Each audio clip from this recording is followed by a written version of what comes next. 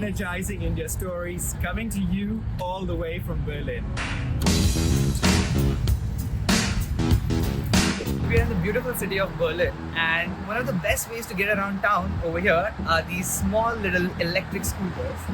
So these are by the company called as Steer, and you just need an app to unlock them and you can drive them around. So you have to be really cautious with the rules over here. The traffic rules are very strict. It's not like India. Nobody will honk. They'll just come and crash into you.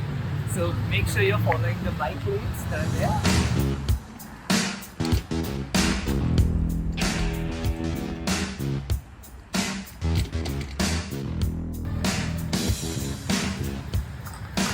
So it's a really fun and great way to go around the city, and it costs a tenth of what it would cost you to hire a cab.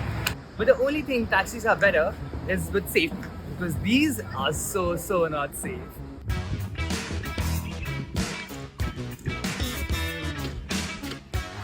So it's really cold and wet, and driving these, you've got to wonder how the laws of Germany actually allow this without a helmet, with wheels so small and roads so old and bumpy. Berlin is a historic city, many histories. It was the history of the First World War, then the history of the Second World War when it was destroyed, and then of course the post-World War history with Soviet and American occupation in the city, dividing it in east and west. Behind me you can see a structure which in fact was something that was bombed out, and here you see a historic recreation using metal to create the facade and the dome of what most likely would have been some sort of cathedral or church. So now we're at the most famous part of Berlin, Checkpoint Charlie. Over this way was the Soviet section, and over that side was the American concession. For 30 years, from 1961 to 1989, this was one of the primary points of interchange between the American and the Soviet side. It came to be known as Checkpoint Charlie. Today, a recreation of that original checkpoint still sits there for people to be able to go and take photographs. We'll show you what it looks like.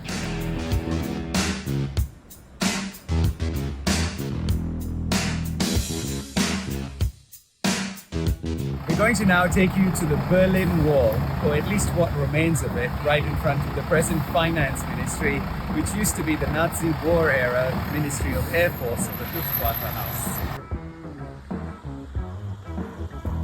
So this is what remains of the Berlin Wall. It used to run right around the city. Today, this is a historic remnant of that wall. You can see how it kept the people in the east, on the eastern side, disallowing them to partake in the liberties of the West, or at least that's what the popular narrative of the victors is. This side was the West, that side was the East. That is the Ministry of Finance today, but during the war, it was the Nazi-era Ministry of the Luftwaffe, Ministry of the Air Force. Right around Berlin, there is a little track that maintains the historic line of where the wall used to be. Now it's just little parts of stone on a footpath, except for this half a mile here, which has the original wall. The other thing that's striking in Germany today, of how much it's changed, is here in the Museum of the Wall, is the historic reference of the era of Germany before the wall, of Nazi-era Berlin. Here is a photograph of Hitler and Goebbels and Goering, which would have been impossible during the era that the wall was put up.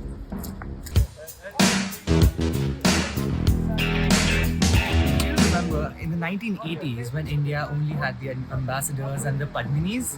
Yeah, Germany, East Germany during that point of time was in a similar situation. There was only one manufacturer called Trabi or Trabant, or in the local language over here, which used to make cars like these. So these are pretty shitty looking cars, but it's fascinating to see, not too far away on the other side of the wall, they were manufacturing Volkswagen and Mercedes. Both Trabi and Mercedes, Volkswagen, were made during the same period of time, but on either side of the wall, you could almost see the difference in innovation and the design language that was there on both sides.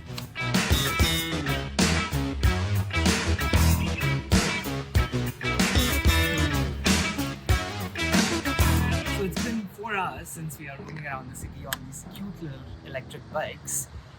It's very cold and we really need to go to the restroom. But let's talk quickly about the bikes. So these bikes are provided by the company Tier, and it seems like pretty normal electric bikes. This features a 690 watt hour battery, so not a lot of range. I think about 50 kilometers of range, but it's enough to get you around the city. This doesn't have ABS, these are normal brakes, so you have to be very cautious while braking because it won't save you. It can really skid over you, especially when it's raining.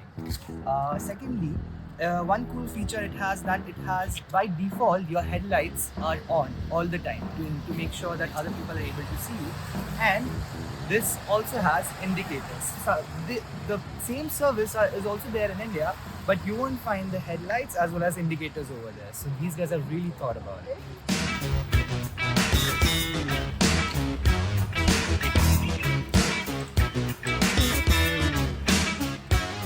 So you're back at a hotel, it's 5 hours, you're freezing, it's wet, and it's time for a beer. Thank you so much for watching Energizing.